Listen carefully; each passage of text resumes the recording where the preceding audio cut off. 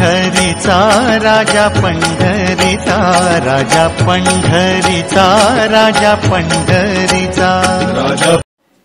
चला वळू गाई बैसो जेऊ एके ठाई, बहु केली वणवण पायपिटी झाला शीण।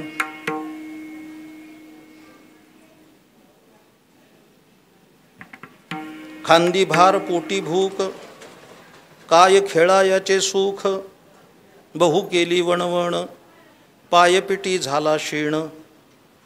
तुका म्हणे धावे, तुका म्हणे धावे मग आघवे बरवे, बहु केली वणवण पायपिटी झाला शीण। विठ्ठल विठ्ठल विठ्ठल विठ्ठल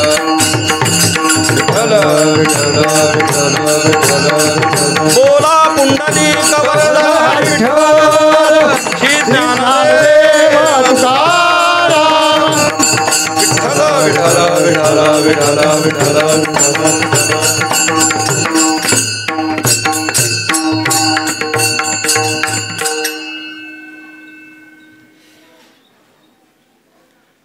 चला वळू गाई, चला वळू गाई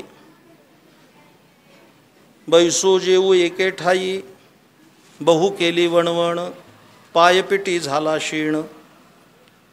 वारकरी संप्रदायाचे थोर संत जगद्गुरु तुकाराम महाराज यांचा हा अभंग आहे। महाशिवरात्रीचा पर्व काळ आहे आणि आजच्या महन मंगल दिनी महाशिवरात्रीच्या उपवासाची पारणा आहे।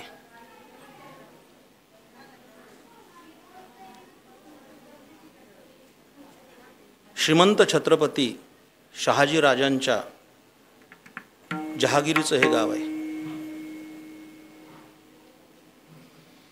ज्या ठिकाणी गुरु ब्राह्मण प्रतिपालक हिंदवी स्वराज्याचे संस्थापक छत्रपती शिवाजी महाराज यांचे चरणकमल लागलेलं हे गाव आहे आणि त्यांचं उपास्य दैवत असणारं हे प्राचीन आणि अत्यंत जागृत असं श्री सिद्धेश्वराचं स्थान आहे। आणि या सिद्धेश्वराच्या मंदिरामध्ये गेली काही वर्ष हा महाशिवरात्रीचा उत्सव होतो आहे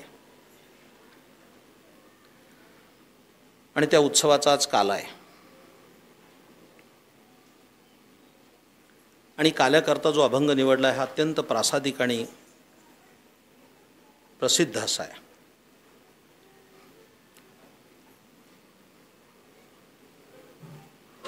जीवन मिळणं आणि जीवन कळणं यात खूप अंतर आहे। थोडं अलीकडे सरका।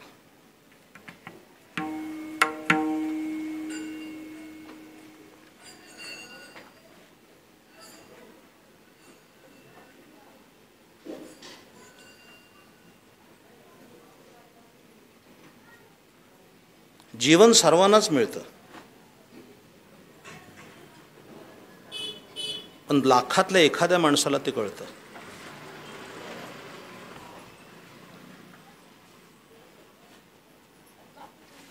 म्हणून प्राप्त झालेल्या या मनुष्य देहातून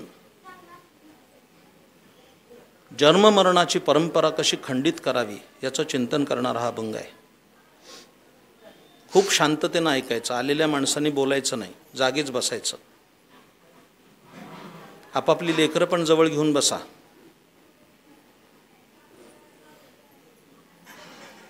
थोडा शांत स्वभावाचा माणूस आहे, अशांत वातावरणात कीर्तन करू शकत नाही आणि तेवढी शांतता प्रदान कराल तेवढं मी काही चांगलं सांगू शकेन।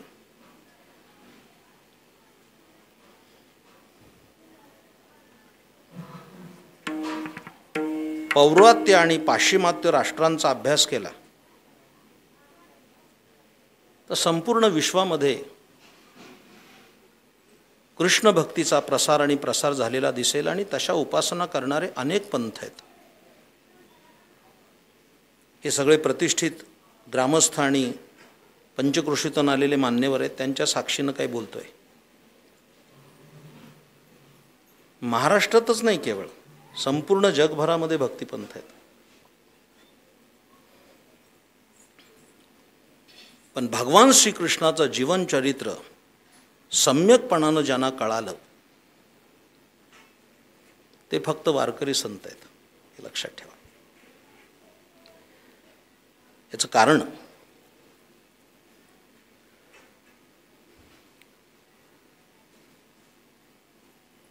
काल्याचं वैशिष्ट्य सांगत असताना एवढंच सांगावं लागेल की जगभरामध्ये भक्तिपंथ असतील तरी सुद्धा काला फक्त वारकरी पंथातच आहे. हे तुम्ही कधीतरी बारकाईनं अभ्यासा. इतर संप्रदाय काही काला करत नाहीत, त्यांच्यात काल्याची परंपरा नाही आहे. ते मला एक प्रश्न पडला की इतर पंथामध्ये काला नसावा आणि वारकरी पंथात असावा, असं का घडावं? त्यांनी का करू नये आणि आपण का करावा? आपल्यापेक्षा ते अन्नदान जास्त करतात, हे लक्षात ठेवा. जे वास्तवाचं भान असलं पाहिजे. आपल्यापेक्षा उत्तर भारतीय लोक अन्नदान जास्त करतात. मी असे तो हिमाचल फिरलेला माणूस आहे, मला माहिती आहे. नर्मदा परिक्रमेला गेलेला एकही साधक उपाशी राहत नाही, याच्यावरनं त्यांच्या अन्नदानाची कल्पना येते. अन्नछत्र चालू आहेत. आपल्यापेक्षा पंजाबी बांधव आपल्यापेक्षा जास्त अन्नदान करतात. गा कधीतरी पहा तुम्ही. पण उत्तर भारतामध्ये जे अन्नदान केलं जातं त्याला भंडारा म्हणतात. भंडारा अशी संज्ञा आहे. शीख बांधव जे अन्नदान करतात त्याला लंगर असं म्हणतात. पंजाबमध्ये तुम्ही गेलात तर ठाई ठाई अशी अन्नछत्र असतील आणि ते शीख बांधव हात जोडून उभे असतात. आइये, लंगर चालू आहे, प्रसाद पाहिये.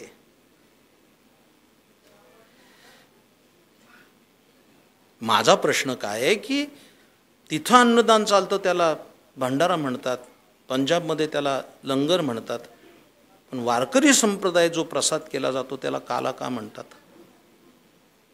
कधीतरी याचा विचार केला पाहिजे.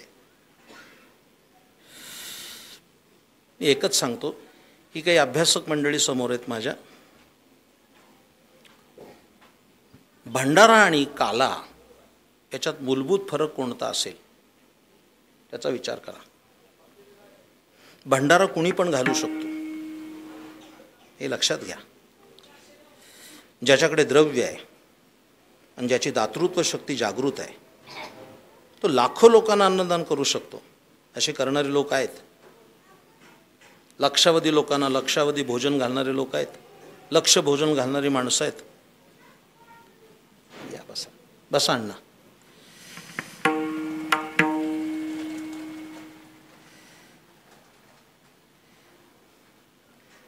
मी असं सांगत होतो की महाराष्ट्रापेक्षा वारकरी पंथापेक्षा अन्य पंथामध्ये जास्त अन्नदान आहे. आपण काय अन्नदान करतो? म्हणजे आपलं न्यून मी सांगत नाही आहे, आपलं महात्म्य मी पुढे विशद करतोय. ते लोक अन्नदान करतात त्याला भंडारा म्हणतात आणि आपण करतो त्याला काला म्हणतात. असा फरक का असावा? आणि माझा महत्त्वाचा प्रश्न असा आहे की इतर पंथात काला का नाही आणि वारकरी पंथात तो का आहे?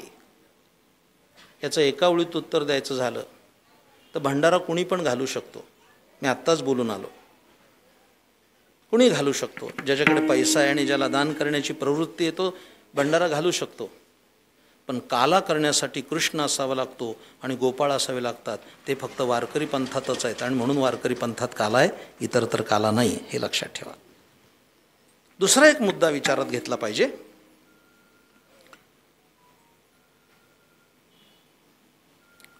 इतर प्रांतीयांनी कृष्ण भक्ती अभ्यासली, पण तुम्ही उत्तरेत गेला तर भगवान कृष्णाचं चरित्र त्यांनी पाहिलं. श्रीमद भागवत महापुराणाचा त्यांनी अभ्यास केला, पण त्यांनी भगवान श्रीकृष्णाच्या रासक्रीडेवर लक्ष केंद्रित केलेलं दिसतं. गुजरात काय, उत्तर भारत काय, तिथं रासलीला आहे. रासलीलेला प्राधान्य दिलं आहे. ती सुद्धा तितकीच महत्त्वाची आहे, त्यात वाद नाही आहे. पण वारकरी संतांनी भगवान श्रीकृष्णाच्या काला या क्रीडेवर लक्ष केंद्रित केलं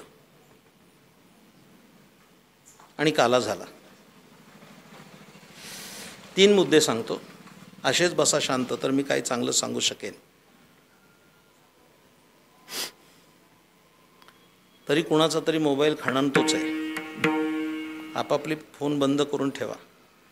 पूर्वी काय असायचं, कीर्तनाला ज्या बायका यायच्या त्यांच्या मांडीवर बाळ रडायची आणि कीर्तनात व्यत्यय यायचा. सध्या ते पुरुषांच्या खिशात रडतात, ही मोठीच अडचण आहे. ती आपली वात्रट बाळ जरा बंद करून ठेवा आणि जरा 1 तास सम्यक ऐका, चांगला ऐका.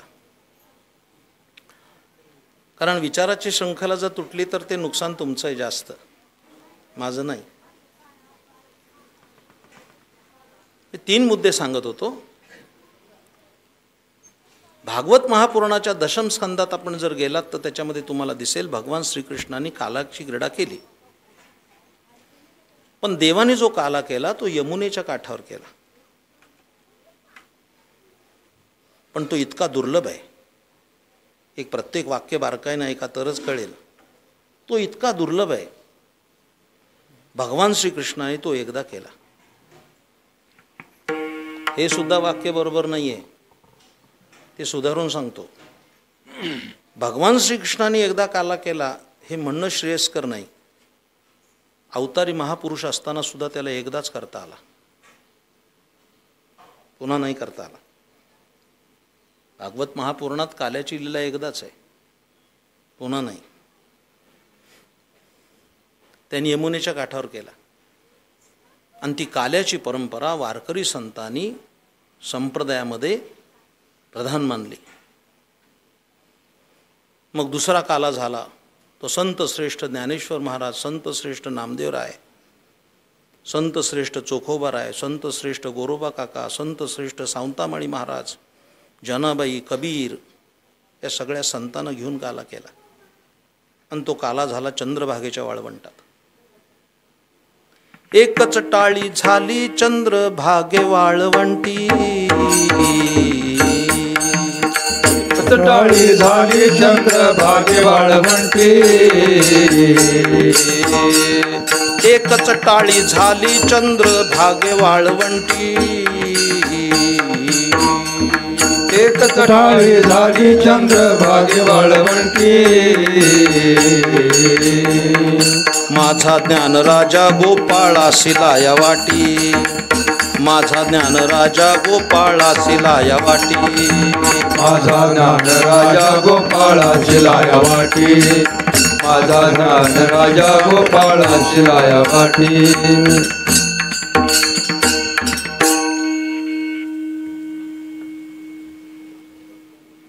संत श्रेष्ठ नामदेवराय कीर्तन करीत होते.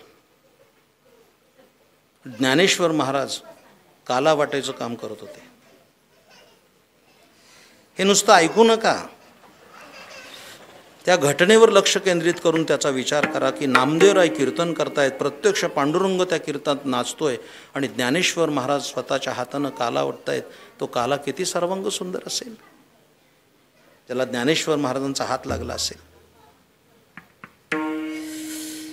काय झाली मौज, माणसं संतांच्या अभंगाचे अक्षर वाचतात, अर्थाकडे फारसं लक्ष देत नाहीत.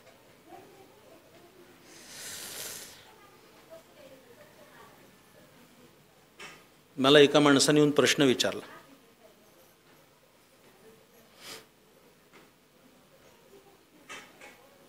अण्णा एका माणसाने प्रश्न विचारला की संतांच्या अभंगामध्ये सर्वात चांगले अभंग कोणते.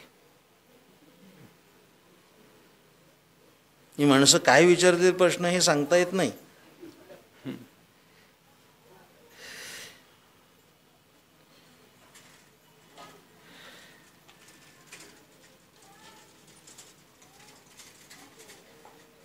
आलंय ओठात तर सांगून टाकतो. संजय महाराज ही फार अवघड गोष्ट आहे. एका माणसाने येऊन मला विचारलं, तुम्ही खूप फिरता, ते माझं एक काम आहे ते कराल का. तर माझ्या अखत्यारीत असेल तर करेल. ते खूप म्हणले, तुम्ही ठिकठिकाणी मोठमोठ्या तीर्थयात्रेला जाता, मोठमोठ्या उत्सवात कीर्तन करता, आळंदी पंढरीला जाता, एक काम आहे माझं तेवढं करता का. तर म्हणलं करतो, तेवढ्यासाठीच आम्ही फिरतोय.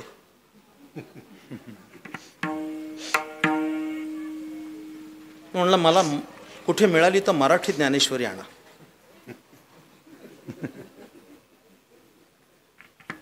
म्हटलं तुझ्याकडे कोणती आहे? तो म्हणलं माझ्याकडे संस्कृत ज्ञानेश्वरी आहे. म्हणजे त्या प्राकृताला सुद्धा आम्ही संस्कृत मानतो, याच्यापेक्षा बौद्धिक दिवाळखोरी कोणती असेल? जे ज्ञानेश्वर महाराजांनी संस्कृताचं प्राकृत केलं हे सुद्धा ज्यांच्या गावी नाही, त्या परमार्थाच्या इयत्ता कसे पास होतील?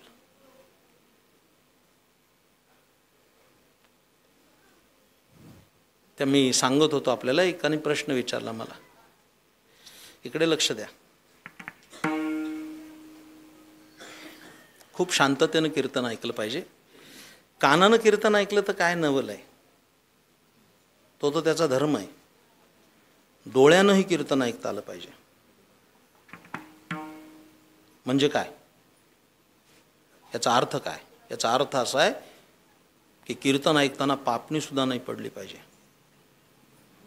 तर ते दर्जेदार श्रवण आहे. माणसांना घाण सवय लागली टिवल्या बावल्या कीर्तन ऐकायची. चालू कीर्तनात काही काही श्रोते त्या सतरंजीच्या दोऱ्याच काढत बसतात. निम्म्या अर्ध्या सतरंज्या त्यानेच फाडल्या. उगे हाताला चाळा तिथलं ते असं करत. ते पकवाजाची कणिक पडली असेल तर ती कणिक उचलायची, त्याचा उंदीर करायचा. ते महाराज सांगतायत तिकडं काय सांगायचं ते. तो उंदीर मोडायचा असा, त्याचा मोदक करायचा. ऐकायचंय? सांगू म्हणता. श्रवणं कीर्तनं विष्णु स्मरणं पादसेवनं अर्चनं वंदनं दास्यं सख्यात्मनिवेदनं. ही जी नवविधा भक्ती आहे, या नवविधा भक्तीपैकी आत्मनिवेदन हा जर भक्तीचा कळस असेल तर श्रवण हा त्याचा पाया आहे. तो जोपर्यंत भक्कम नाही तोपर्यंत दुसऱ्या इयत्तेत तुम्ही जाऊच शकत नाही. 7 दिवसांनी मृत्यू येणार आहे. तुम्हाला जर कोणी एखाद्याने सांगितलं की पुढच्या बुधवारच्या बाजारात तुम्ही येणार नाही, झोप लागेल का 7 दिवस? 7 दिवसांनी मृत्यू येणार आहे एवढं ऐकता क्षणी राजा परीक्षितीने महाभागवत असणाऱ्या शुकदेवांच्या पुढे बसून श्रीमद भागवत महापुराण ऐकलं. तर 7व्या दिवशी त्यांना विमान आलं. काय उंचीचं श्रवण असेल. 70 वर्ष कीर्तन ऐकून जर स्वप्नात भूतच येत असतील तर ते काय लायकीचं श्रवण असेल. खूप बारकाईनं ऐकलं पाहिजे.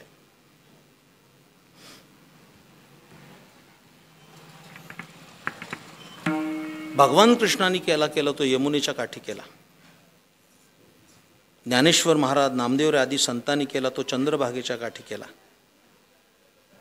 आणि आपण सगळे काला करतोय ते कऱ्हा नदीच्या काठावर करतोय. आपलं हे गाव कऱ्हा नदीच्या काठावर आहे. करे काठी काला चालू आहे. ही संत सोपानदेवांच्या पदस्पर्शानं पुनीत होऊन इथे वाहतीये. ते सांगायला मला एक स्वतंत्र कीर्तन करावं लागेल दादा. नदी हा विषय खूप मोठा आहे. आता तितका वेळही नाही माझ्या हातामध्ये. पण ह्या 3 गोष्टी ज्या तुमच्या पुढे मांडल्या, या अभंगाची पार्श्वभूमी सांगताना एक सांगतो की पाश्चात्य संस्कृती आणि भारतीय संस्कृती यांचा तौलनिक अभ्यास केला. आपण तर इंग्रज आळलोय, प्रचंड इंग्रज आळलोय. पाश्चात्य संस्कृतीचे भारतीय संस्कृती झालेले दुष्परिणाम हा एक स्वतंत्र व्याख्यानाचा विषय आहे. मी जास्त क्लिष्ट सांगत बसत नाही. पण पाश्चात्य संस्कृतीने पुनर्जन्म मानलेला नाही, पण भारतीय संस्कृतीने पुनर्जन्म मानला आहे.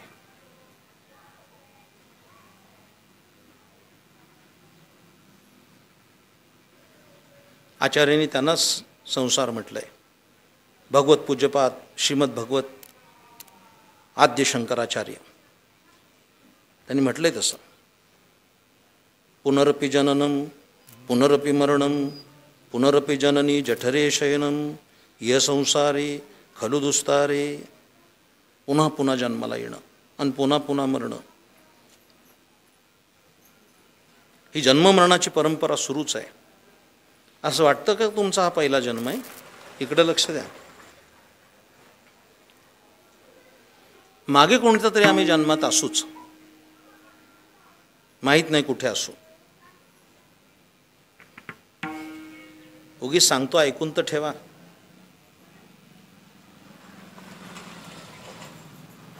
आपल्याकडे एकूण 12 दर्शनकार आहेत, पण या 12 दर्शनकारामध्ये 6 दर्शनकार नास्तिकच आहेत, तरी त्यांना दर्शनकाराचा दर्जा दिलाय. त्यामध्ये नास्तिक दर्शनकार जो आहे, चार्वाक, हा जन्ममरण मानत नाही. देहखंडानामात्मा ईश्वर पाषाण प्रतिमा, असं त्याचं मत आहे. पाखंडी मताचा असणारा तर म्हणतो की काय असेल ते खाऊन पिऊन आत्ताच घ्या.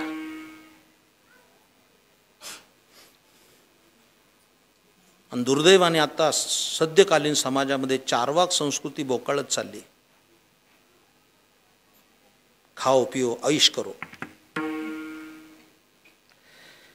ओगी गंमत म्हणून सांगतो, ऐकून तर ठेवा. चार्वाक असं म्हणतो, जोपर्यंत जगायचं तोपर्यंत सुखाने जगा, असा जन्म पुन्हा नाही, सुखाने जगा. आणि त्याची सुखाची कल्पना काय आहे?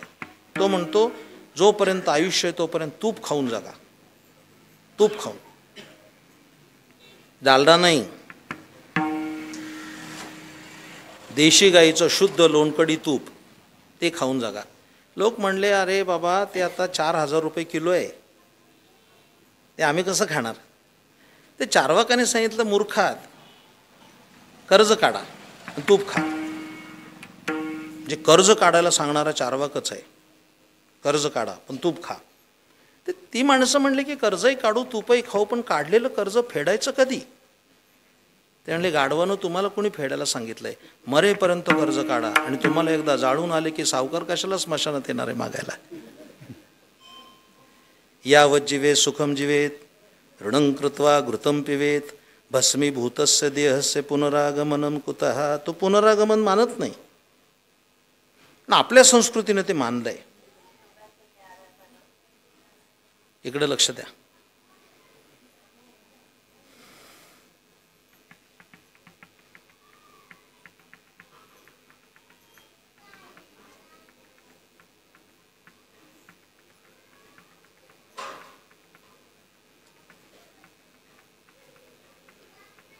सांगू का न असा थोडा संभ्रम आहे, सांगतो चला.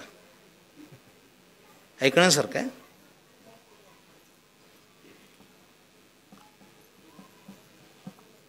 कर्नाटकामध्ये काजीकोडा नावाचं एक गाव आहे. ते फार मोठे योगी झाले, आणि त्या योग्याचं नाव आहे नित्यानंद स्वामी. तुम्ही जर कधी उडुपी हॉटेलमध्ये गेलात तर तिथे असे बसलेले तुम्हाला फोटो दिसेल नित्यानंद स्वामींचा. ते खूप मोठे संत होते, महात्मा होते, साक्षात्कारी पुरुष होते. त्यांची समाधी ठाणे जिल्ह्यामध्ये गणेशपुरीला आहे. इकडे लक्ष द्या. त्यांचे एक शिष्य जे खूप मोठे झाले, त्यांचं नाव स्वामी मुक्तानंद. या मुक्तानंदांचे अमेरिकेमध्ये हजारो शिष्य आहेत. म्हणजे महाराष्ट्रात अशी एक नररत्न जन्माला आले की त्यांनी परदेशात सुद्धा आपल्या संस्कृतीचे झेंडे लावले. आपलं तत्वज्ञान 7 समुद्राच्या पलीकडे नेलं. हे जे मुक्तानंद होते ते योगी होते. इकडे लक्ष द्या, खूप बारकाईनं ऐका.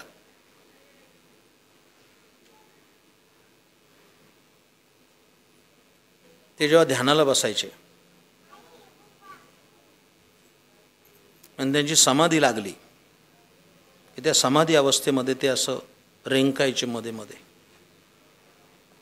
हो हो हो असा आवाज यायचा. ते त्यांचे शिष्य भोवताली बसलेले असायचे. त्यांनी बघितलं की स्वामीजी असं काय करतायत. एक दिवस स्वामीजीला त्यांनी विचारलं की स्वामीजी, आप जब समाधिस्थ थे, वो जो आपकी आवाज़ निकल रही थी, वो क्या बात है? खूप ऐका चांगलं. त्या स्वामी मुक्तानंदने सांगितलं, आज मी योगी आहे, पण मागच्या जन्मामध्ये मी गाढव होतो. मला मागचे जन्म दिसतात. मागचा जन्म माझा गाढवाचा होता. तिथून मी मानव जन्मात आलो. आणि त्या जन्मातले संस्कार कधी सुद्धा या जन्मात येऊ शकतात.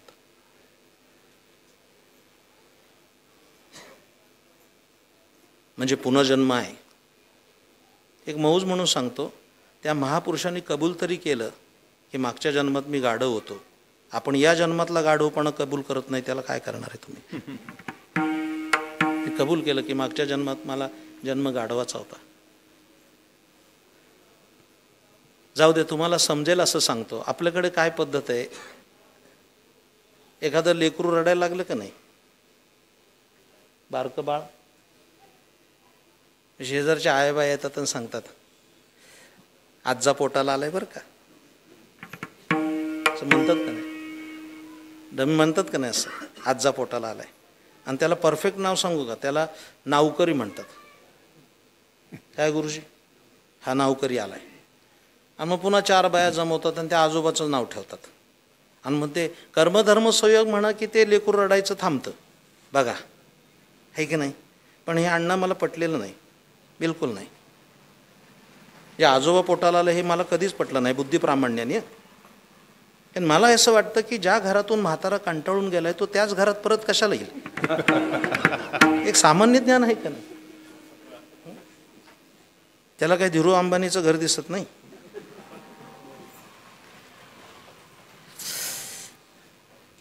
विनोदाचा भाग सोडा, पण जन्म आहे.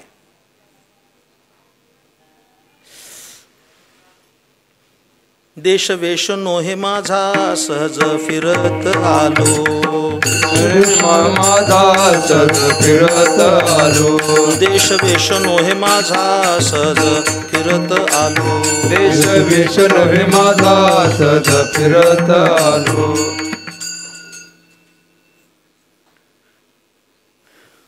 माहीत नाही मागच्या जन्मात आम्ही कोण होतो, पण एक खूप चांगली गोष्ट झाली की आम्ही मनुष्य देहात आलो.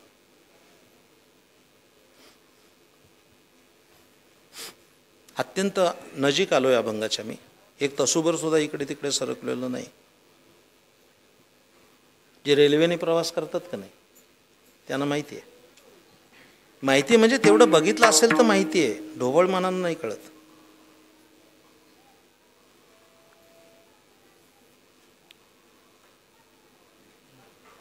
पुण्याला कधी गेला असाल तुम्ही? पुण्याला माणसाला दादा वेळच नाही आहे. आणि असलेला वेळ फुजूल घालवल्याशिवाय राहत नाहीत. 2 जातीची माणसं आहेत, 2 जातीची. काहींचा वेळ जात नाही आणि काहींना वेळ पुरत नाही. काहींचा वेळच जात नाही, बसले चौकात चकाट्यापेटीत. काही माणसं अशी आहेत की त्यांना 24 तासातला 1 मिनिट सुद्धा वेळ पुरत नाही.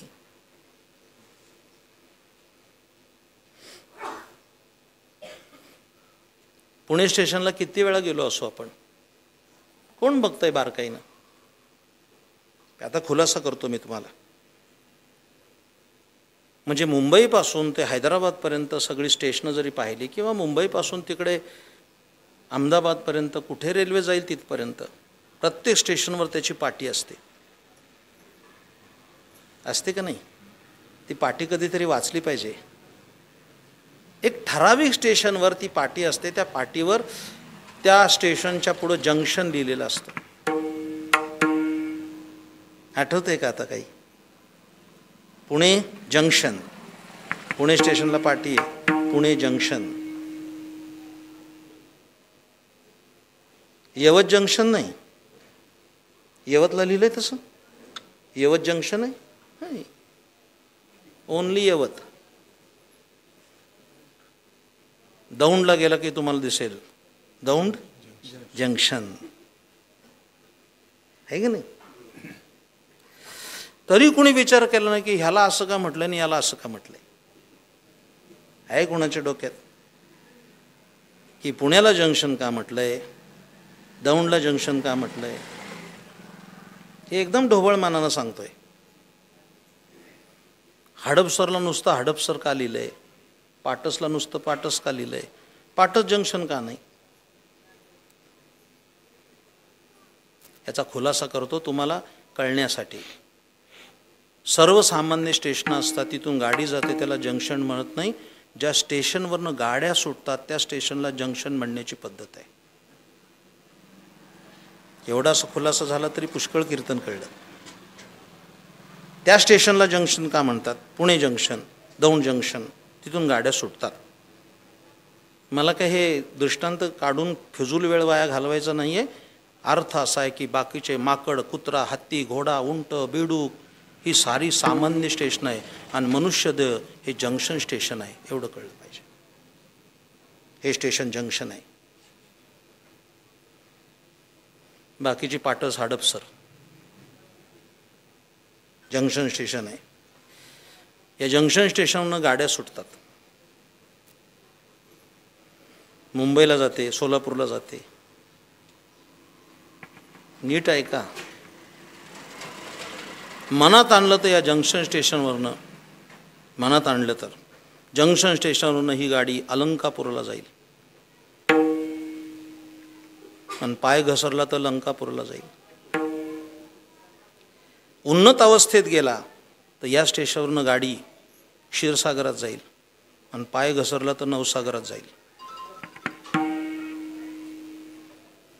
येणेच शरीरे शरीरा येणे सरे, किंबहुना येर झारे चरा पडे. हा अभंग म्हणजे भगवान आणि गोपाळांचा संवाद आहे की आपण सगळे आलो आहोत तर चला आपण गायी वळूया, असा अभंगाच्या पहिल्या चरणात आहे. चला वळू गाई, चला वळू गाई, चला वळू गाई, चला वळू गाई, चला वळू गाई, चला वळू गाई, चला वळू गाई, चला वळू गाई. बैसू देऊ एक ठाई, बैसू देऊ एक ठाई, बहु केली वनवन, बहु केली वनवन. बैसू देऊ एक ठाई, बैसू देऊ एक ठाई,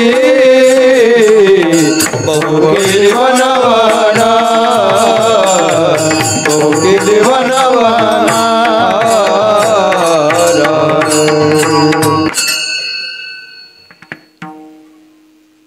हा अभंग म्हणजे रूपक आहे. चला आपण गायी वळूया, चला वळू गायी, बैसो जेऊ एके ठाई. चला. गो नाम इंद्रिय, याचा अर्थ असा करायचा. मी काही फार क्लिष्ट सांगायच्या विचारात नाही, सोपं सांगतो. खरं तर ते अवघड आहे, खरं सांगायचं झालं तर. बरं का दादा, अवघड सांगणं सोपं आहे, सोपं सांगणं अवघड आहे. अवघड सांगा ॲज इट इज सांगायला काय अडचण आहे. जे अवघड आहे ते सोपं करून सांगणं कठीण आहे.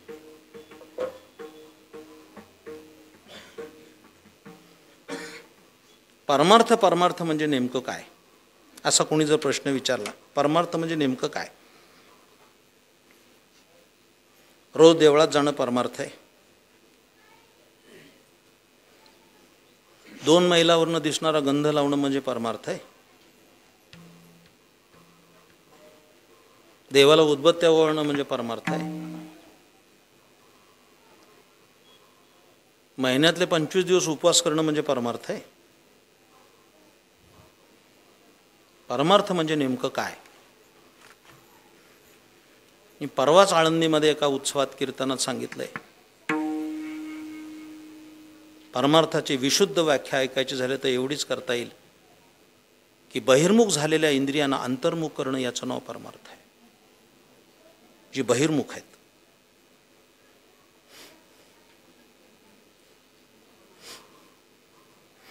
मला वेळ नाही आहे आता सांगायला.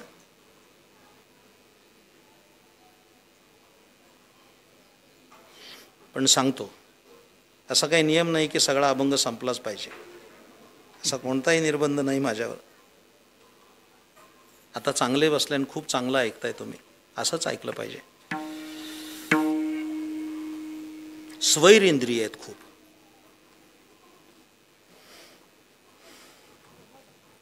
त्यांना अंतर्मुख करणं याचं नाव परमार्थ आहे. फक्त एक गणित सांगतो, ही ज्येष्ठ नागरिक सगळी बसलेत आणि काही प्रवचनकार कीर्तनकार उपस्थित आहेत त्यांच्यासाठी सांगतोय. सर्वांनी ऐका. तुम्ही आतमध्ये जर गेलात, आपण बाहेरच डोकावतोय, आतमध्ये जर डोकावलं तर 3 गोष्टीचं भांडण चालू असतं सातत्यानं. 3 गोष्टीचं भांडण. या 3 गोष्टी कोणत्या आहेत? मन, बुद्धी आणि इंद्रिय, ह्या 3 गोष्टी आहेत. एक समीकरण समजून सांगतो. मन, बुद्धी आणि इंद्रिय या तिघांचं सातत्यानं भांडण चालू असतं. सांगलीला एक डॉक्टर Y.K. शिंदे होते, शिक्षण तज्ज्ञ होते. त्यांचा माझा लोभ होता. त्यांनी फार सुंदर पुस्तक लिहिलं आहे, व्यक्तिमत्व विकास संजीवनी नावाचं. वाचलं पाहिजे. आपण वाचतच नाही आहेत. ज्या दिवसापासून हातामध्ये मोबाईल आला त्यापासून वाचन बंद झालंय. ते दुष्ट यंत्र आम्ही हातात घेतलं आणि सोयीस्कररित्या आपल्या आयुष्याचं वाटोळं करून टाकलंय. हे तुम्हाला मौज म्हणून सांगतो, ऐकून तर ठेवा.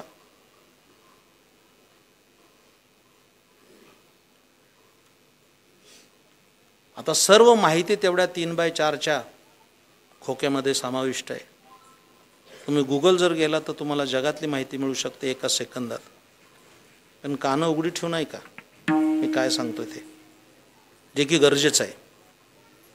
तुम्ही गुगलवर गेलात तर सगळं तुम्हाला एका क्षणामध्ये पाहिजे तेवढी माहिती मिळू शकते, कोणती पाहिजे असेल ते. एवढं गुगलचं क्षेत्र विस्तारित आहे. विज्ञान युगातली सर्वात मोठी क्रांती म्हणावं लागेल, त्याच्याबद्दल काही विषयच नाही आहे.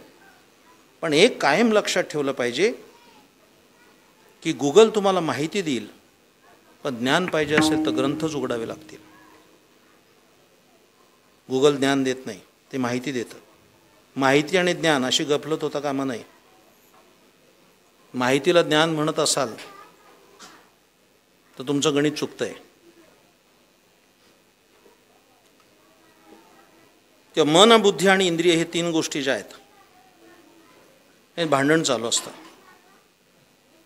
आणि त्याच्यात निर्णय क्षमता करायची झाली तर प्रत्येकाच्या व्यक्तिमत्वाला एकूण 20 पैलू असतात. त्या 20 पैलूतला एक पैलू आहे निर्णय क्षमता. इकडे लक्ष द्या. ज्या माणसाची निर्णय क्षमता पक्की असते ती माणसं मोठी होतात, आणि निर्णय क्षमता ढिसाळ असणारी माणसं खाली जातात.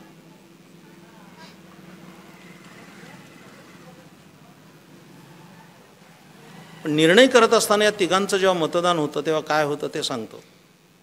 जेव्हा निर्णय असतो ना त्यावेळेस गंमत अशी होते, इकडे लक्ष द्या. गंमत अशी होते की कायमच मन हे इंद्रियांच्या मागं जातं, ते बुद्धीला साथ देत नाही.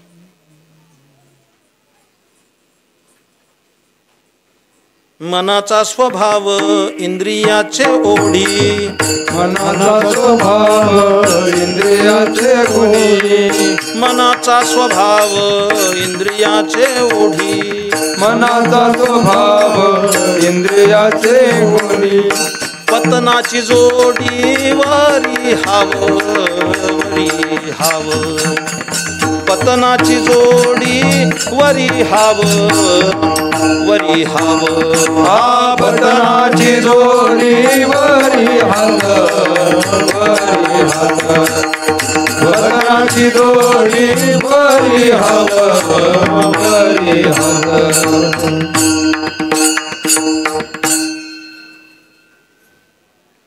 आता पक्क लक्ष द्या. मन बुद्धी आणि इंद्रियावर निर्णय क्षमता होते तेव्हा मन कायम इंद्रियाच्या मागं जातं.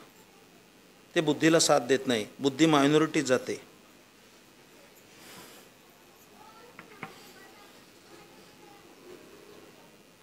प्रश्न असा आहे की मन इंद्रियाच्या मागं का जातं. याचं कारण आहे कारण इंद्रियांचं सहकार्य घेतल्याशिवाय मनाला भोग भोगता येत नाही हे त्याचं उत्तर आहे. कल्पना करा की मनात आलं एका दिवशी म्हणजे आजच आलं, एक कालचा उपास झालाय, साबुदाण्याची खिचडी खाऊन जीव हैराण झालाय, आज कांदा भजी खाऊ. बघा म्हणता क्षणी काहींच्या तोंडाला पाणी सुटलं तर प्रामाणिकपणानं कबूल करायचं सिद्धेश्वराच्या साक्षीने. एक घटकाभर असं चाला की आपण पेठेतून चाललोय किंवा बुधवारचा बाजार आहे आणि नेमका बाजार बुधवारी एकादशीच आली आणि एकादशीला आपण चाललोय आणि भेळीच्या स्टॉलवरनं चालतोय आणि तिथं तो भजी तळतोय.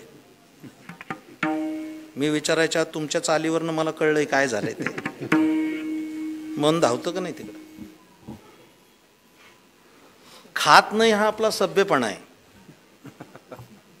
जातं का नाही. माझा एक मित्र आहे, त्याचं मोठं हॉटेल आहे, खूप मोठं हॉटेल आहे त्याचं. एक दिवस मला म्हणलं चला हॉटेलला पाय लावा. म्हणलं मी काय हॉटेलमध्ये खात नाही. नाही म्हणले खाऊ नका, नुसता पाय तर लावा. काय ज्यूस घ्या, सरबत घ्या. त्या हॉटेलमध्ये गेलो, इतकं आलिशान हॉटेल, 3 स्टार हॉटेल. पण बाहेर मागे किचन मोठं पक्कं होतं, पण पुढच्या बाजूला एक अशी एक छोटीशी फरशी होती आणि त्याच्यावर ढेरपोट्या आचारी भजी तळत बसला होता. ते मला नवल वाटलं. मी त्याला विचारलं एवढं मोठं किचन आहे ना, हा आचारी भजी बाहेर का तळतोय. तर त्या माझ्या मित्रानं मला सांगितलं महाराज तुम्हाला ज्ञानेश्वरी कळते, व्यवहार नाही कळत. कसं काय म्हणले. किचन मोठं असलं तरी भजी बाहेरच तळावी लागतात तेव्हा गिराईक आत येतं, हे त्याने सांगितलेलं ज्ञान आहे. बाहेर कळतात, वास बाहेर गेल्याशिवाय गिराईक आत येणार नाही. जाऊ दे, मला ते सांगायचं नाही. पण मनाला वाटलं भजी खावी, मन भजी खाऊ शकत नाही जोपर्यंत जिभेचं सहकार्य घेतलं जात नाही तोपर्यंत. मनात आलं सिनेमा बघायचा, मन सिनेमा नाही बघू शकत जोपर्यंत डोळ्याचं सहकार्य घेत नाही तोपर्यंत. म्हणून मन हे कायम इंद्रियांच्या मागे जातं. आपण सगळे बसला एवढे चांगल्या पद्धतीनं, तुमच्या पदरात काहीतरी पडलं पाहिजे.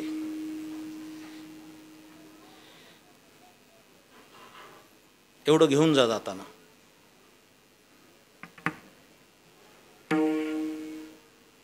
नुकतीच ज्यांना मरणोत्तर पद्मश्री मिळाली भारत सरकारची, ती जगातलं एक अद्वितीय व्यक्तिमत्व आयुर्वेदाचार्य डॉक्टर बालाजी तांबे आणि योगगुरू रामदेव बाबा यांची माझी एकदा भेट झाली एका समारंभात. मग त्या भेटीमध्ये रामदेव बाबांनी मला विचारलं, एक प्रश्न विचारला कि आप बारकरी संप्रदाय के हैं तो योग के बारे में ज्ञानेश्वर महाराज जी का क्या मत है, बताइए. ते ज्ञानेश्वर महाराज योगाच्या बाबतीत काय म्हणतात ही जाणण्याची त्यांना उत्कंठ होती. मग त्यांना एक महत्त्वाची गोष्ट सांगितली मी, माझी आत्मप्रौढी नाही आहे. योग म्हणजे नेमकं काय याचं रहस्य ज्ञानेश्वरीत फार सुंदर मांडलंय. हेच सांगतोय तुम्हाला आता. मन बुद्धी आणि इंद्रिय ही 3 जे आहेत का नाही, ज्या वेळेला मन आणि इंद्रिय एकत्र येतात, मन आणि इंद्रिय एकत्र आले की भोग होतो आणि मन आणि बुद्धी एकत्र आले की योग होतो. हे त्याचं उत्तर आहे. ज्ञानेश्वर महाराज तेच सांगतात. अर्जुना समत्व चित्ताचे तेचे सार जाण योगाचे, जेथ मन आणि बुद्धीचे ऐक्याथी. पण ही सैरभर झालेली इंद्रिय बाहेर पळत असतात.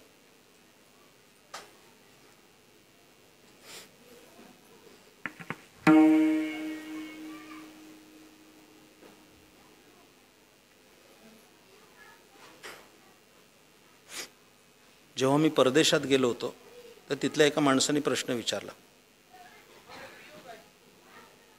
वैलक्षण्य असं की भारतात नाही मला कोणी विचारलं. त्यांनी मला असं विचारलं की भारतामध्ये सगळी मंदिरं आहेत, त्या मंदिरामध्ये महादेवाचं मंदिर असेल तर नंदी असतो, होय की नाही?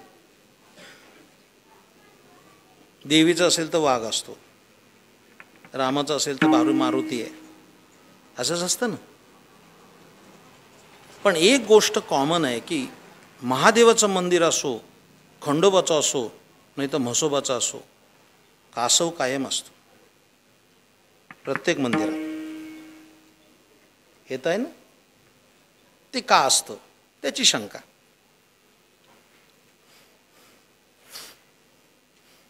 आपल्या आळंदीला सुद्धा माऊलीच्या मंदिरात सुंदर कासव आहे महाद्वारात. तर परवाच एकादशीला गेलो होतो, तिथंच एक वारकरी भेटले मला त्या कासवापाशी. ते तिथं मी इथं मध्येच कासव. मी सहज त्यांना म्हटलं, हे कासव का इथं मांडलंय? म्हटलं वारी करतोय बघावं त्याला माहीत आहे का. तो मला म्हणलं, तुम्हाला ना माहीत मग कशाला कीर्तन करता? काय लोकांच्या तरी भावना आहेत मला सांगा.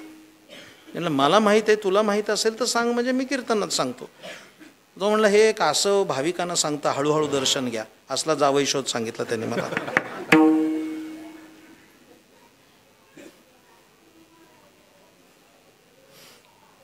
अक्कल के अंधे म्हणायचे ते हेच. ते जे कासव आहे ऐकण्यासारखं आहे. का मांडलंय तिथं? त्या कासवाला देवाने 2 गुण दिलेत. निसर्गदत्त हे सगळं सांगत बसत नाही. कासवाला देवाने 2 गुण दिले. त्या पहिला गुण असा आहे,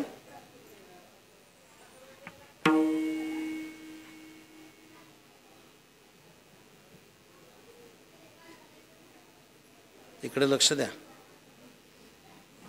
कासव पाहिजे तेव्हा आपली इंद्रिय प्रसरण करतं आणि पाहिजे तेव्हा आकुंचन करतं.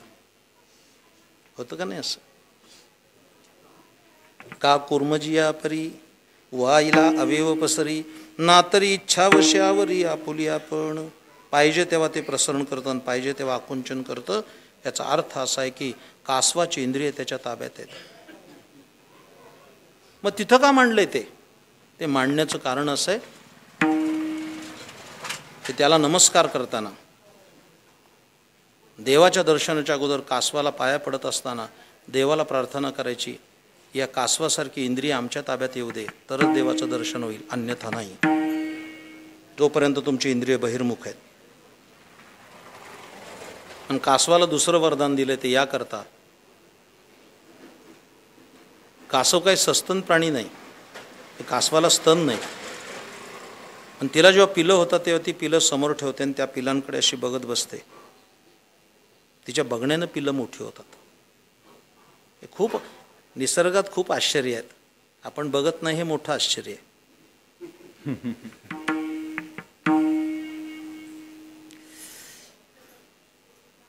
जाऊ दे, आता मलाही वेळ नाही सांगायला, खूप आहे असं काही सांगण्यासारखं. मग त्या कासवापाशी जायचं आणि देवाकडे पाहायचं. देवाला सांगायचं, देवा ह्या कासवाला काय वरदान दिलंस की ते पिलाकडे बघतं तेव्हा त्याची पिलं मोठी होतात.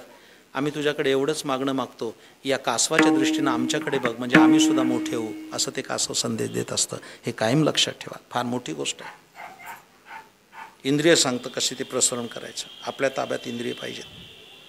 म्हणून इंद्रियाचं वर्णन करताना तुकाराम महाराज म्हणतात की ह्या ज्या गायी म्हणजे कोण? पंच ज्ञानेंद्रिय, पंच कर्मेंद्रिय, ह्या ज्या गायी आहेत, चला वळू, त्यांना काही वळण लावू. कारण का? बहु केली वणवण,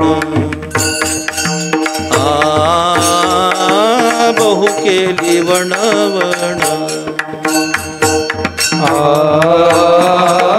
बहु केली वणवण बहु केली वणवण खूप वणवण केली. किती जन्म झाला फेरा गणित नाही जे दातारा. हिंडता गव्हाणी गा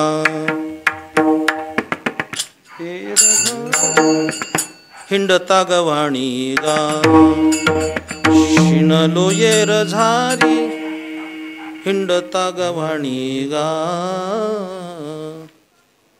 न मिळेचे दाता कोणी जन्म दुःख निवारी न मिळेचे दाता कोणी. माहीत नाही किती जन्म फिरत आलो आम्ही. हा जन्म तो जन्म तो जन्म. खूप वणवण झाली. विस्तार करत नाही आता. पण या अनेक जन्मामध्ये जे काही सुकृत दुष्कृत करून ठेवलंय. माझ्या प्रिय श्रोतांनो माझ्याकडे लक्ष द्या. कर्माची गती अत्यंत गहन आहे. ते भोगल्याशिवाय गत्यंतर नाही. भोगावंच लागतं.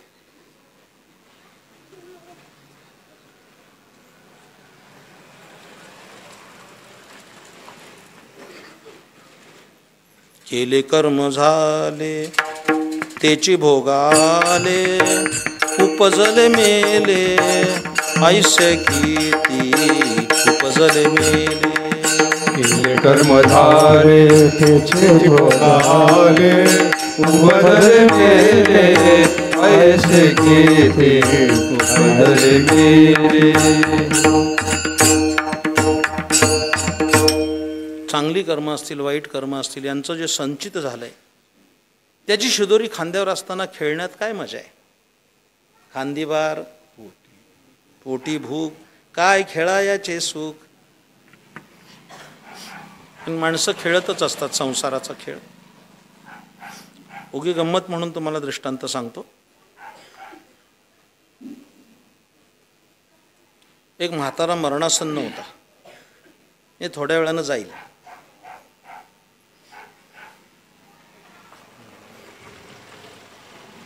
पूर्वी माणसं माणूस जायला लागलं की रडायची.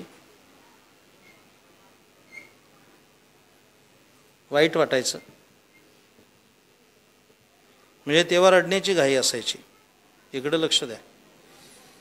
मरायला लागला एखादा म्हातारा ऐकताय ना ती रडायची घाई असायची. आणि आता गुरुजी सया घ्यायची घाई असते.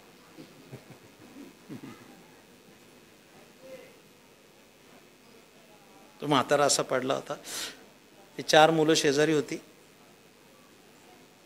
ते 3 मुलांची लग्न झाली होती. चौथा शेंडेफळ ज्याला म्हणतात. पूर्वी शेंडेफळ असायचं. शेंडेफळ हा जुनाच शब्द आहे. शेंडेफळ म्हणजे सगळ्यात शेवटचं बाळ. त्याचे जास्त प्रेम असतं. आता पहिलं शेंडे एकच असतं त्यामुळे तो गोंधळ संपलाय आता.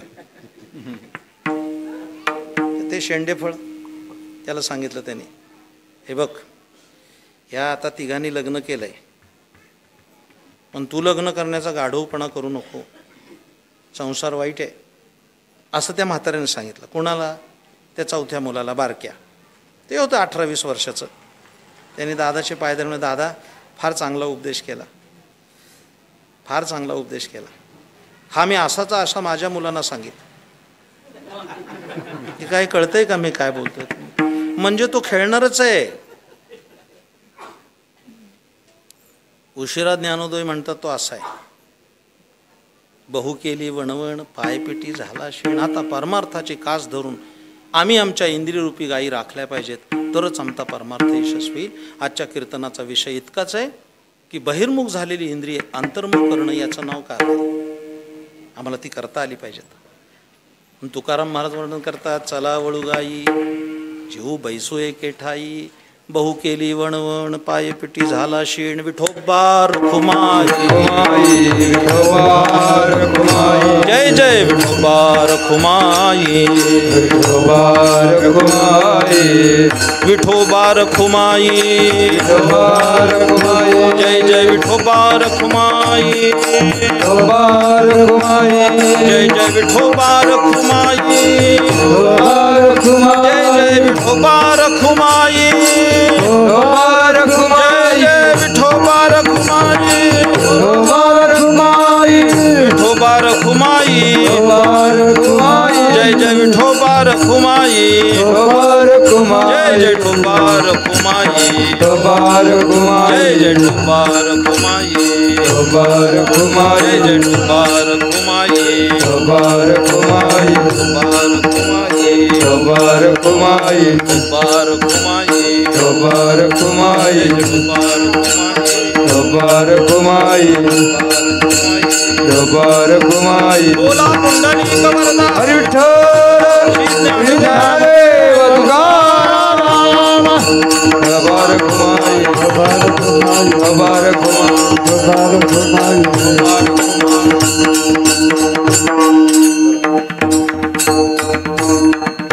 देवाधिदेवा जगत्रय जीवा देवादिदेवा जगत्रय देवा देवाधिदेवा जगत्रय जीवा देवादिदेवा जगत्रय देवा पर्येसी केशवा विनंती माझी केशवा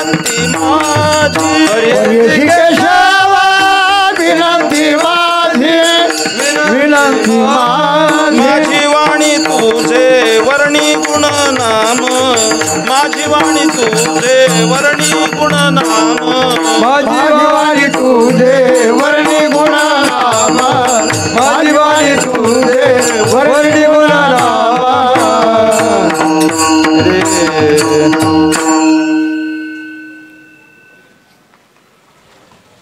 काल्याच्या कीर्तनाची खासियत अशी आहे की भगवान श्रीकृष्णाचं चरित्र सांगावं लागतं.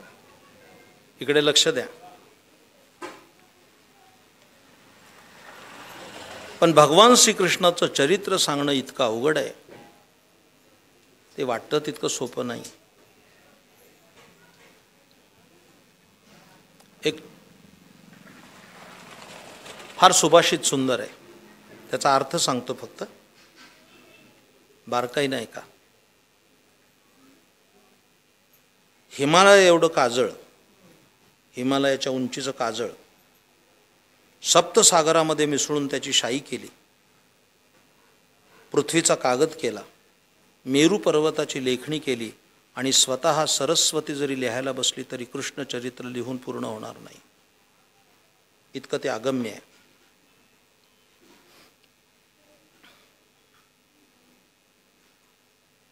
पण ज्ञानेश्वर महाराजांच्या भाषा प्रभूला ते सहज शक्य आहे. जे साहित्याचे अभ्यासक आहे त्यांना कळेल मी काय बोलतोय ते. एखाद्या संकुचित विषयाचा विस्तार करणं सोपं असतं, पण विस्तारित विषयाचा संकोच करणं हे फार अवघड असतं.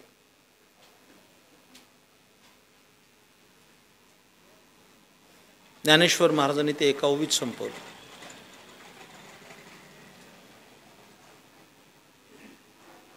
मला वाटतं परवा मराठी भाषा दिन झाला. व्हॉट्सॲपवर फिरवण्यापुरताच.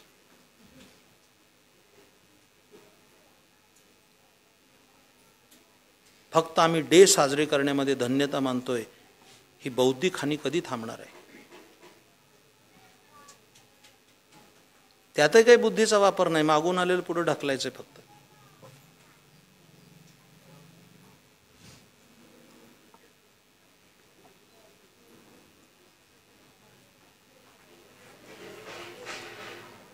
एका मराठी कवीच्या निधनानंतर त्याचं एका ताऱ्याला नाव द्यावं, ती व्यक्ती किती उंचीची असेल.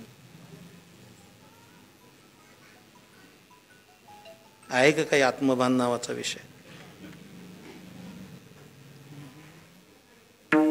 विवा शिरवाडकरांच्या मृत्यूनंतर अर्थात कुसुमाग्रजांचं नाव एका तारेला देण्यात आलं.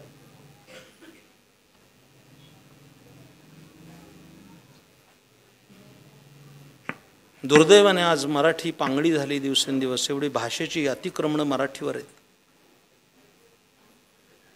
अन्य भाषांची. विशुद्ध मराठी किती लोकांना येत आहे? एवढ्या मोठ्या प्रमाणात त्याच्यावर इंग्रजीचं आक्रमण आहे. मग तिकडे जायचं नाही, मला त्यात आत्ता तरी स्वारस्य नाही. इकडे लक्ष द्या.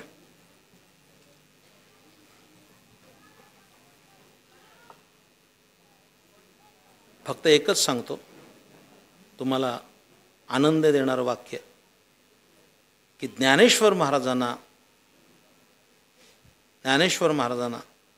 वयाच्या 16व्या वर्षी 56 भाषा येत असताना सुद्धा गीतेचा अर्थ सांगण्यासाठी त्यांनी मराठीची निवड केली. हा मराठी भाषिकांवर केवढा मोठा उपकार आहे, विचार करावा लागेल या गोष्टीचा. तर त्यांनी कानडीत सांगितले असते तर काय मिळवलं असतं, आणि तो अर्थ गुजरातीत सांगितला असता तर आपल्या वाट्यालाही आला नसता कदाचित.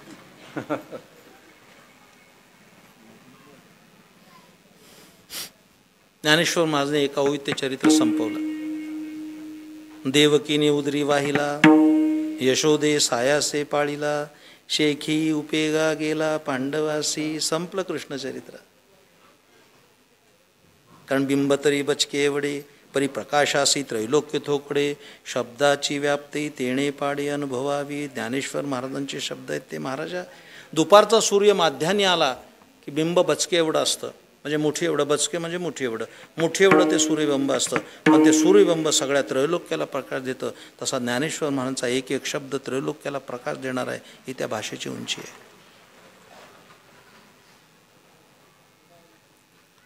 भगवान कृष्णाचं चरित्र तसंच आहे. पण भगवान श्रीकृष्णाच्या चरित्राचे पैलू सांगत असताना फक्त चरित्र ते उच्चारावे, केले देवे गोकुळी. गोकुळात जे चरित्र केलं ते सांगायचं. इकडे लक्ष द्या. एक फार चांगलं वाक्य सांगतो.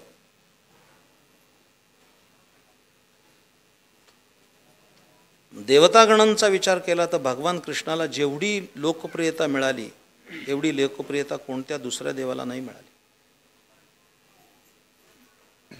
भगवान कृष्णाला जी लोकप्रियता मिळाली कोणाला नाही मिळाली. जगभरामध्ये भगवान कृष्णाची मंदिर आहेत. जगभरात, भारतात नाही म्हणालो मी, जगात जा कुठेही. जरी तत्वज्ञानात फरक असला तरी सुद्धा इस्कॉननी कृष्ण भक्तीचा प्रसार जगभर केला, हे विसरता येत नाही. सर्वांग सुंदर मंदिर बांधली.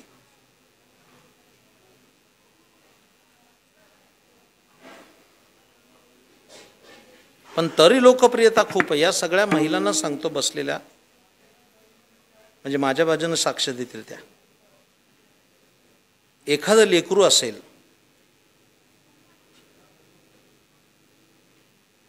त्याला उपमा काय दिली जाते? कुणाची उपमा दिली जाते?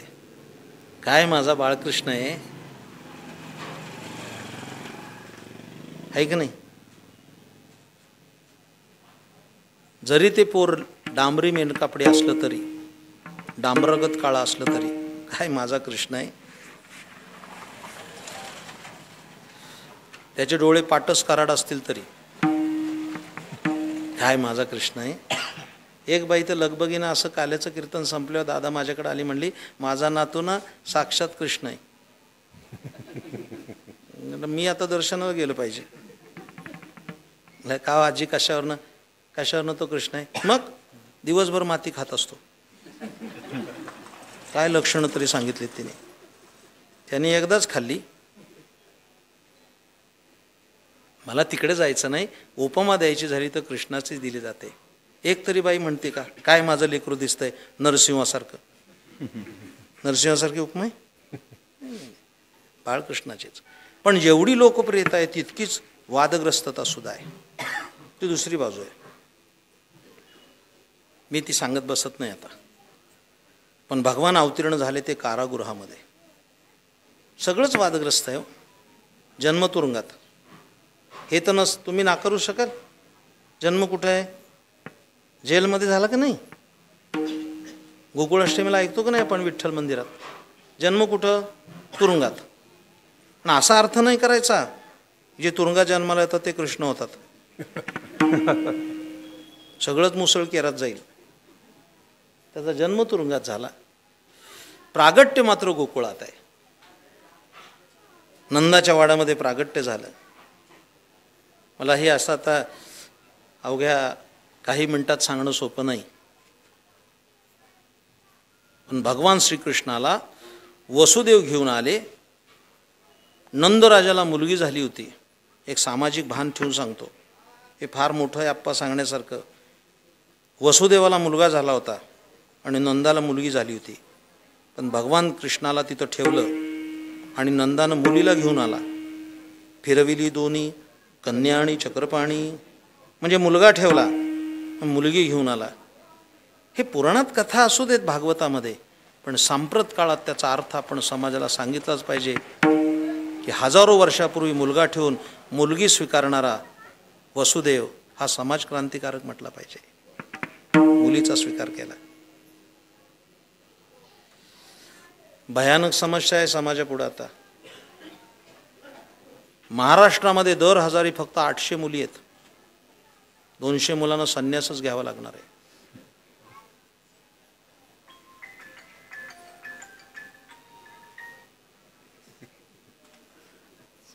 आता काय बोलणार? याला म्हणायचं आपल्याच पॅनलचा गडी फुटणे. सांगून ठेवलं होतं तरी एक सौभाग्य म्हणजे रिंगटोन तरी चांगली होती.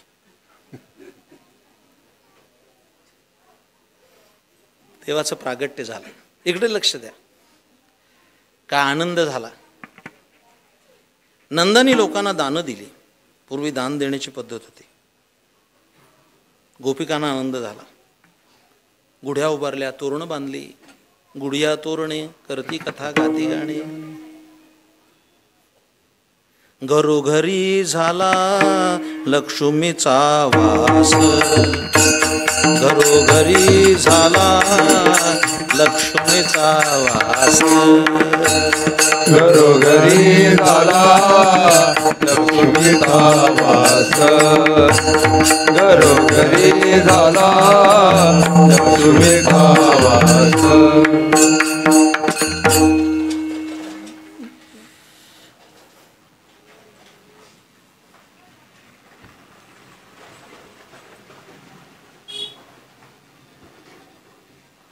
आकाशवाणी झाली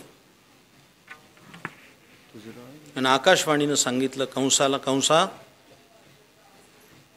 तुझा काळ गोकुळामध्ये आनंदानं वाढतोय.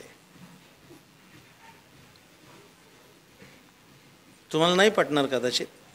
पटावा असं काही माझा बंधनही नाही. जरी दुष्ट होता, दुराचारी होता, तरी कंस मला आवडतो.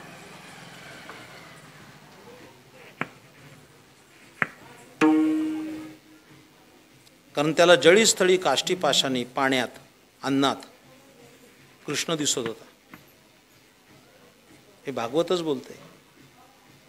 पाणी प्यायला गेलं की त्या ग्लासात कृष्ण दिसायचा. जेवायला घेतला घात की त्या घासामध्ये कृष्ण दिसायचा.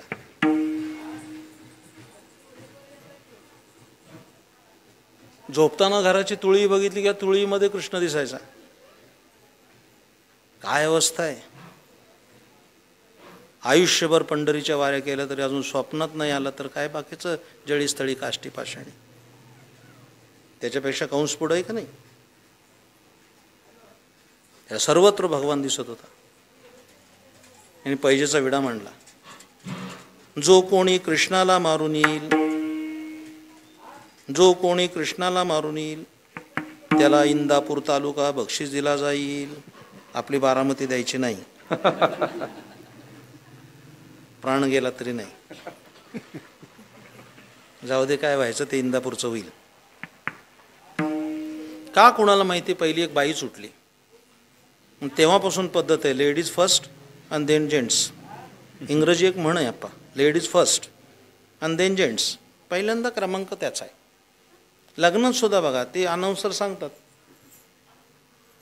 पहिली पंगत महिलांची होईल, पुरुषांनी नंतर बसावे.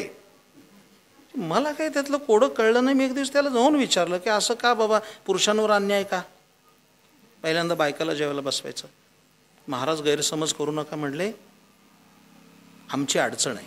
मी काय अडचण आहे, बायकांना पहिल्यांदा जीव घालायचं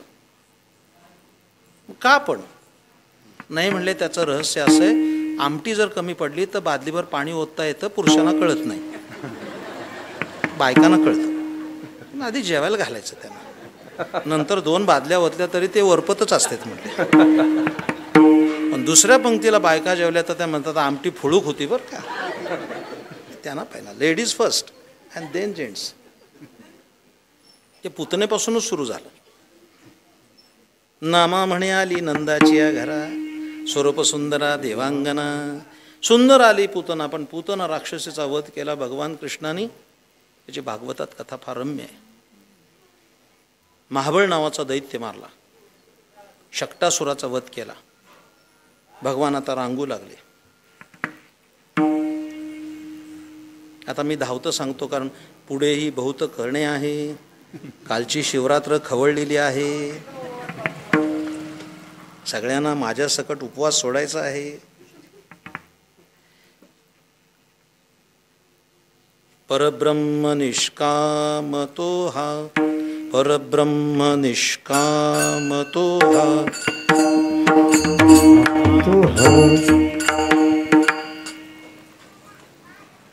हे वारकरी चाली फार अवघड आहेत म्हणायला सुद्धा. रांगत रांगत गेले आणि कुबेर पुत्रांचा त्यांनी उद्धार केला. दारामध्ये ती 2 झाडं होती, वृक्ष योनीत आलेले ते कुबेराचे पुत्र 2 जण. देवाचा पाय लागता क्षणी त्यांचा उद्धार झाला. इकडे लक्ष द्या. त्या झाडामध्ये 2 जण होते. कोण होते? मणग्रीव आणि नलकुबेर नावाची 2 कुबेराची पोरं होती. ते एके दिवशी सरोवरात आंघोळ करत असताना अप्सरांच्या सह नग्नच आंघोळ करत होते. ते देवर्षी नारद तिथं आले. नारदांकडे लक्षही नव्हतं. महाराजा संध्याकाळी दारू पिला तर ती नशा सकाळी उतरते, पण पैशाची नशा जन्मोजन्मी उतरत नाही. सामान्य माणूस सोडा, ही कुबेराची पोरं होती, जो देवाचा खजानजी आहे, रावणाचा भाऊ आहे. नारदांनी शाप दिला की तुम्ही वृक्ष योनीला जाल, झाडं व्हाल. ते 2 जण झाड झाले, पाया पडले काहीतरी करा. तर त्याने सांगितलं तुम्ही वृक्ष व्हाल, ज्या दिवशी भगवान कृष्णाचा पाय तुम्हाला लागेल वृक्ष योनीतून तुमची मुक्तता होईल. भगवान कृष्णाने तिथं गेल्यानंतर पाय लागता क्षणी ते वृक्ष उन्मळून पडले आणि कुबेर पुत्रांचा उद्धार झाला. अशा लीला भगवंतांनी केल्या. भगवान मोठे झाले. पेंद्या, वडज्या, वाकड्या, बोबड्या ही सगळी पोरं गोळा केली. ती अशी होती सगळी, पाप्याचं पितर. देवाने विचारलं काय रे, तुम्हाला दही दूध लोणी खायला नाही मिळत? तो पेंद्या म्हणला, देवा लोणी तूप सगळं मथुरेला जातं, तुम्हाला आई देत नाही? नाही नाही, आईकडे मागितलं तर धम्मक लाडून चापट पोळी मिळते, सगळं मथुरेला जातं. हजारो वर्षानंतर आजही काही फरक पडलेला नाही. आत्ताचा गवळीसुद्धा दूध डेअरीला घालतो आणि जाताना पोरांना पाव आणि बटर घेऊन जातो. ती पोरं पाव खाऊन आतपावत झालेली. एक सामाजिक भान आहे फार मोठं. माझ्याकडे लक्ष द्या. खाद्यपदार्थातलं प्रदूषण आणि त्याची निकृष्टता मोठा विषय. एवढीशी मैद्याची गोळी, पाव म्हणजे काय, एवढी मैद्याची गोळी भट्टीत टाकली की एवढी आणि पोटात गेली की एवढी. काय खातोय आपण? अण्णा, माझी आजी 105 वर्ष जगली. माझी आजी तुम्ही पाहिली, 105 वर्ष जगली. वय वर्ष 105. 100व्या वर्षी तुझा चष्मा नव्हता, एकही दात पडला नव्हता.